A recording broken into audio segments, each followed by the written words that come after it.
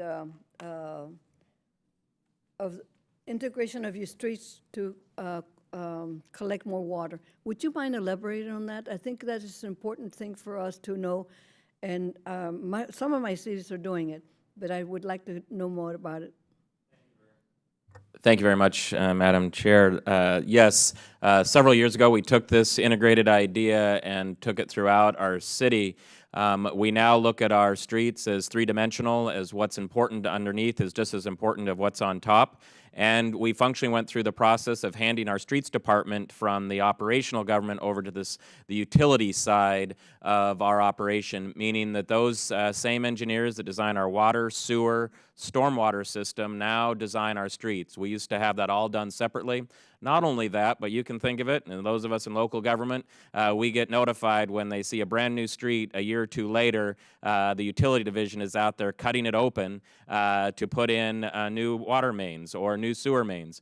We now, it took us 3 years in transition, but now a lot of our street redos are done based off of what the infrastructure underneath needs to be done, saving all the money from reconstructing that street after utility. Not only that, but now our investor-owned utilities are lining up their capital projects with ours so that they're redoing their capital at the same time. Well, I'm glad to know that because at one point I had asked when I was mayor of a city why the utilities didn't inform us when they were going to break the streets up. Guys, we could channel all that energy and save money and do it right. But now that it's happening, maybe more people will take notice of that. Thank you very much for the answer. Mayor Maksiski, the Clean Water Act once authorized grants for water infrastructure, but switched primarily to loans through the Clean Water SRF. You suggest that SRF should be allowed to use grants in form of loan forgiveness and zero interest. I agree with that. Can you expand upon the point? Well, yes. Well, all I know is that for us, if we did not have the loan forgiveness and the 0% interest, we would not have been able to construct a plant that would have completely solved our problem as far as discharging wastewater to the local creeks. So it's very important, especially for the small rural communities. They just don't have the resources to fund adequately what they need to do in order to solve the problem long term. What we're looking to do is, we need the zero interest loans. We need these grants to be in place for the most vulnerable communities. I mean, we were fortunate to get that money, and it allowed us to do some of the other work that we needed to do with our water lines.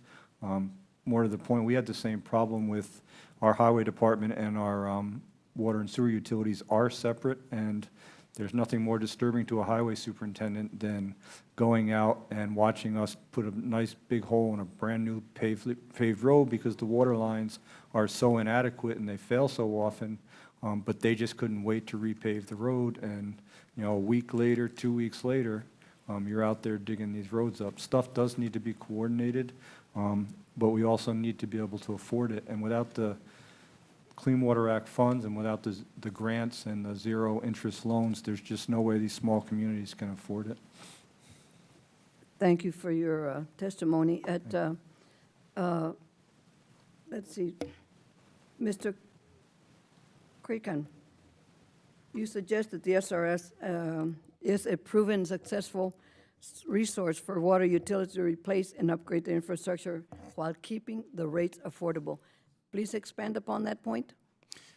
Thank you, Congresswoman and Chairman. So we have used the state revolving fund since its inception in 1987 and borrowed in about over $1 billion in funding and paid, and much of it's been paid back, still borrowing more. We've rebuilt our entire wastewater treatment plant, upgraded Camden City's combined sewer system to the extent that we'll be able to eliminate combined sewage flooding, the same kind of flooding that Ms. Flowers talked about. We'll be able to eliminate that in Camden for up to the 1-inch storm by the end of 2020, plus using that as SRF funding to be off the grid and less vulnerable to power outages, all without raising rates. Our rate was only $3.37, was $3.30 337 in 1996 per household per year. It's 352 today. So in 23 years, it's only gone up by $15 a year because of the SRF. So that is proof that the SRF works. We're paying the loans back, but because of the loans, we were able to upgrade our system without raising the rates. And like I said before, Camden City has, you know, a median income of $26,000. They can't afford rates, but yet they deserve clean water and they deserve freedom from